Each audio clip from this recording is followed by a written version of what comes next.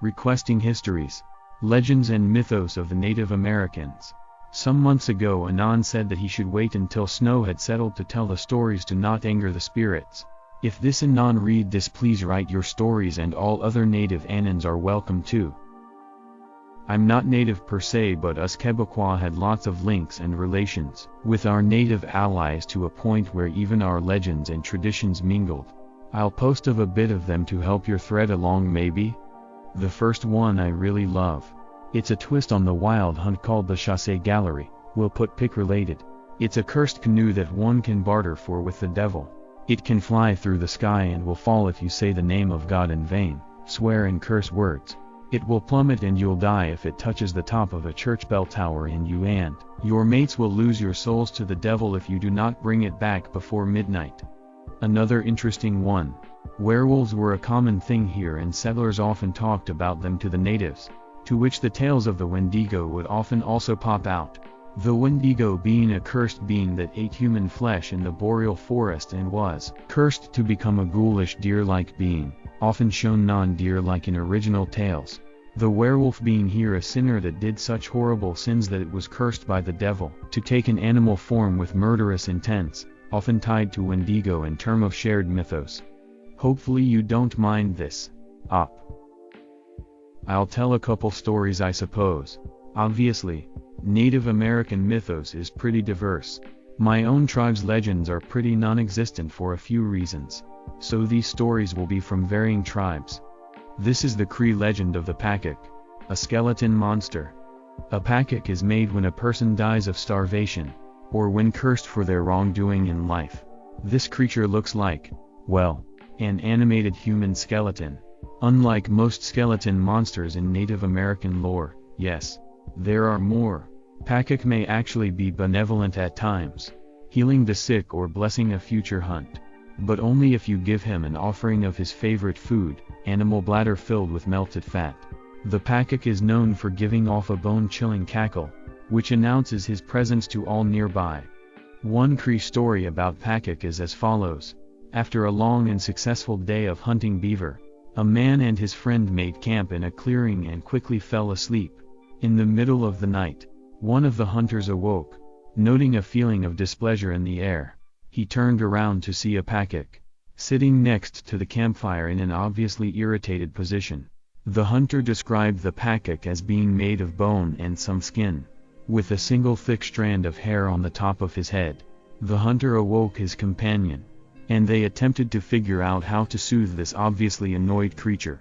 The pair decided to offer the skeleton half of a beaver that they killed, to which he initially refused. The hunters eventually cut the half beaver into bite-sized pieces and threw them into the fire. With this, the Pakik seemed pleased, and wandered back into the darkness. It should be noted that a Pakik is different from the being Pakik, or Pogik. While both are skeleton monsters with similar names, Pakik is a unique entity, unlike the Pakik, which a person can become after dying of the aforementioned circumstances. This is the story of water babies, Native American spirits which lure people to their watery deaths by mimicking the cries of babies. These spirits are said to inhabit some freshwater lakes and rivers. The description of these beings vary. Some tribes claim that they appear as normal human infants, sometimes with fish tails, while other tribes claim that they are reptilian-like creatures that can simply make baby noises. Hearing one of these cries is not a good sign, and is generally considered to be a death omen of sorts. As one can probably imagine, giving into the lure and actively seeking out and attempting to find/rescue the baby never ends well for the person doing so. These spirits, the non-reptilian kind, are said to be created when an infant drowns. The story of the water babies at Massacre Rocks is one of the more well-known legends. In Idaho, near the modern-day city of Pocatello, there is a site known as Massacre Rocks. At one time, a Shoshone tribe lived in the area, and were suffering from a terrible famine. Unable to feed their newborn infants, mothers of the tribe were forced to drown their young children in the surrounding lakes and streams. Legend states that these infants grew gills, tails, and scales, subsisting off small fish and tadpoles.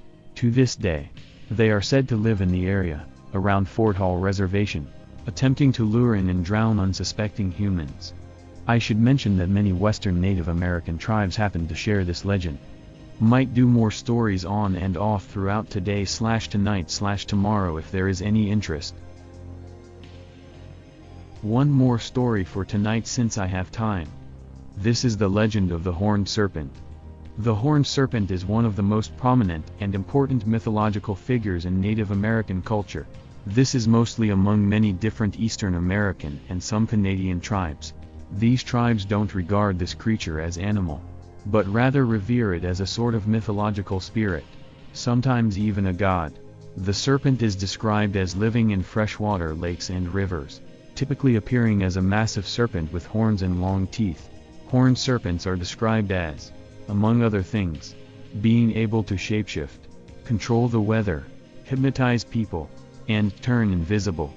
The story of the deserted children, which parallels the story of Hansel and Gretel, oddly enough, features a more benevolent horned serpent. In the story, a tribe sends their young out to play in the forest, then packs up camp and abandons the kids. The children return to find the camp empty, and decide to travel to the nearby river. They get to the river and ford it, only to find an old woman on the other side, unbeknownst to the children. This woman is the spirit of a dead witch. The woman invites them into her tent for the night, to which the children oblige. In the middle of the night, she starts killing off the kids, leaving only one girl and her brother. After giving the girl some challenging and repetitive tasks, the children decide to run away. In doing so, they come across a horned serpent. The serpent promises to help them if they pick the lice off him. They do so, and the serpent takes them to the outskirts of their tribe's camp. Upon returning, the serpent finds the witch, who demands to be brought to the children. Like with the children, the horned serpent asks the witch to pick the lice off him. The witch refuses and insults him, and the serpent proceeds to drown her. The story continues, if any are interested, but this is where the role of the horned serpent ends. This is the story of my town. There used to be a cave near a river here where a cyclops lived. Whenever he met travelers, he lured them to the cave and offered them food and shelter. In the middle of the night, when the guests were sleeping, the cyclops killed them and ate them afterwards. Once, a man, knowing this, went to his cave, but he waited for the cyclops to sleep and stabbed him in the eye. The cyclops, blind, couldn't defend himself and was killed by the man. The town is nowadays called after the cyclops and the cave is still there. I'm not 100% native, but the tribes near me had stories of the Hockomock Swamp. It means where the spirits dwell in Algonquin and Wampanoag. They wouldn't go near it until the settlers did battle and forced them to flee into it for refuge. Now their ghosts, along with a whole bunch of other high-strangeness, are seen in and around the area. There's a rock, called Anawan Rock out in the forest, where if you light a fire and wait, natives' ghosts will come and sit with you. There's also the Pukwudgies, small porcupine/Bigfoot creatures that the natives ran into quite a bit. They're apparently still around and will lure adventurers out into the woods, leading them towards a cliff's edge which they'll then push them off. Not a long story, but I come from a closed community in the south. I am not allowed to name names for our safety, but we have some of our caves marked at the entrances with pictures of bad spirits, and those are warnings not to go into that specific cave. Some of these can be really old spirits who were here upon creation, and some who were people who inhabit the caves and Rygons. The locals know not to go in, but the tourists complain, swearing up and down the tunnels move. No one ever goes too far in. I've got some stories from my tribe. We're from the west coast of Canada and have a few strange creatures. The first is Junakwa, or the wild woman of the woods. She's tall and skinny with long dark hair, black skin, and bright red lips. Her masks are usually carved to show her in the midst of her call.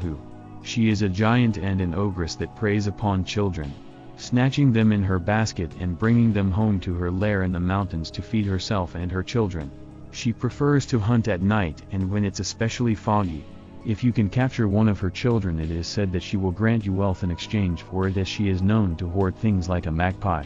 Another story says she was tricked by a tribe and forced into a great fire.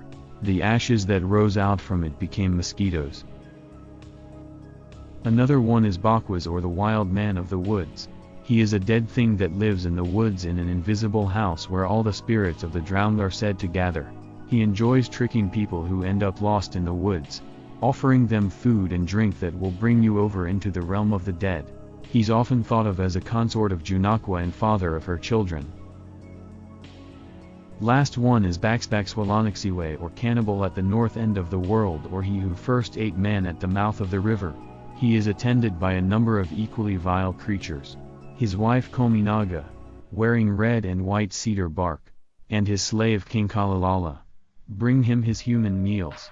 Kokskokshulanixiwe, the raven at the north end of the world, pecks out his victim's eyes. Hoksogwaxtwi, Hoksok of the sky, a giant crane, cracks skulls with its very long beak and devours the brains. Bilagjayi, crooked beak of the sky, and Nenchtalit, grizzly bear of the door, stand guard. These monstrous bird ogres are all an extension of Baxbaxwalanaxiwe himself. They are his eyes and ears, and nothing can hide from them. Baxbaxwalanaxiwe is the key figure in the Hamatsa secret society, or the Cannibal Society. He is invoked in a ritual dance by new initiates of the Hamatsa society, whereby they invite the spirit of the cannibal in and have to overcome it. The dancer gnashes his teeth and in some cases will try to bite onlookers. Healers come out with rattles made from human skulls and begin the process of pacification and cleansing. The legend of Baxbaxwalanaxiwe is retold with various dancers.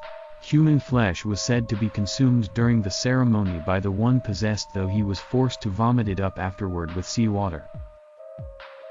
Quebecois are wise in occultism. We are always on the lookout for cannibals. I myself know how to dispel a Wendigo by ceremoniously eating the food of an animal with respect, dignity, and flavor. Being French and very good at cooking, Dad helped me for the first rituals. I will do the next with my friends. It is necessary to get Wendigos watching though. Animals know. The winds die. The cracking between the leaves without a visibility of a 100-pound creature, breaking the branches every few minutes while I smoke hashish on the cliffside. The Cherokee people of Lower Appalachia have their own version of the Fae with striking similarities to the Celtic mythology of the fair folk. Called the Nunahi, commonly spelled Nunahi, which means the people who live anywhere in the Cherokee language. They were said to only appear to humans when they wished to be seen and took the guise of normal humans when interacting. They lived in underground townhouses beneath rocky mountain peaks, and their ghostly singing and drums could be heard by hunters in the mountains. But when they would go toward the sound, it would shift about and suddenly seem to be coming from behind them or from some other direction, so that the person hearing the sound would never be able to find where it was coming from.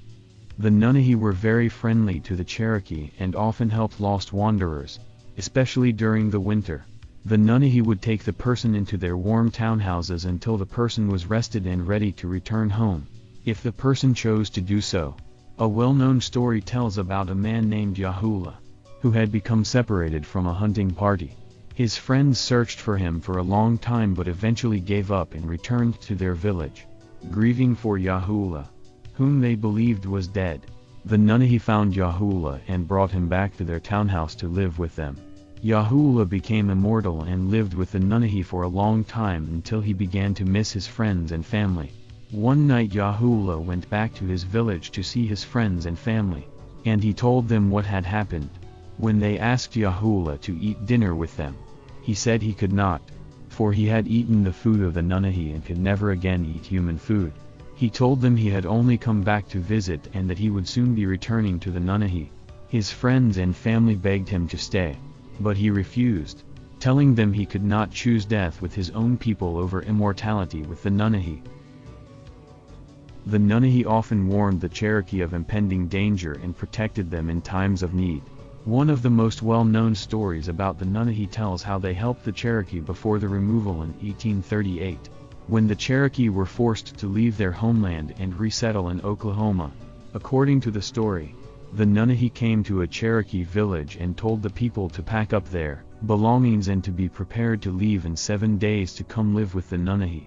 for a great catastrophe was about to happen, worse than anything that had ever before happened to the Cherokee. After 7 days, the Nunnehi returned for the Cherokee and led them to a large stone deep into the mountains. As the Cherokee watched, the stone rolled away, revealing an entrance into the mountain. Inside the mountain was the most beautiful place the Cherokee had ever seen, and many families rushed into the mountain without ever looking back. However, some of the people refused to enter, and instead chose to stay outside and face whatever was about to happen to them. The people who remained outside were later forced to leave their homes and resettle in Oklahoma. The people who chose to live with the Nunnehi escaped the fate of their fellow Cherokee. According to the story, it is from this group of Cherokee that the small number of modern Cherokee who still live on their native land is descended. During the American Civil War, by which time Niquosi had become known as Franklin, North Carolina, a group of Union soldiers approached Franklin with the intention of burning it to the ground. A group of scouts returned to their commanding officers and warned them not to attack the town because it was heavily guarded by soldiers on every corner. However, the town was defenseless, as every able-bodied person had already left to fight in the war. Unaware of this fact, the Union soldiers then changed their course toward Atlanta, Georgia, burning every town in their path. According to the Cherokee, it was the Nunnehi that had protected Franklin from the Union soldiers. There is a story that tells about how some of the Nunnehi eventually decided to leave their home. Near the Cherokee town of Tougaloo there was a circular depression in the ground, the size of a townhouse. The inside of the depression was waist deep and was always clean as though it had been cared for by unknown hands. Travelers passing by would often throw rocks and logs into the depression, but when they returned the logs and rocks would always be lying far from the depression. The Cherokee believed the place to be a Nunnehi townhouse, and so they always avoided the place out of respect. Eventually, some logs had been thrown into the depression and were allowed to remain there, and the Cherokee concluded that the Nunnehi had become annoyed by the presence of the white men and had abandoned their townhouse forever. The bit about the logs being moved out of the circle reminds me of the Devil's Tramping Ground in nearby Bear Creek, North Carolina. According to local legends, logs, large rocks, and even sleeping bags, with campers still inside, left overnight will be moved outside the grounds, a ring in the woods where nothing grows, overnight. I had a childhood friend who was a native. He was bilingual but his grandma hardly spoke a word at all. Back in December 1998, my neighbor and I got off the school bus. We were about 8 years old. We went to his place. It was just us. A few hours go by and my friend's grandma shows up. She started going on in her native language and eventually I was told that she wanted to prepare my friend for his camping trip. The grandma was pretty nervous but in a calm way, not jittery, just more aware of her surroundings or something. I'm kinda getting strange vibes from her, so I asked if she's worried about coyotes or wolves. She looked at me and said it would only look like a wolf to you.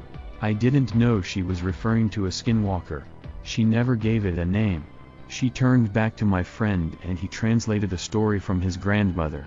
It happened when she was around 10 years old back in the 1910s.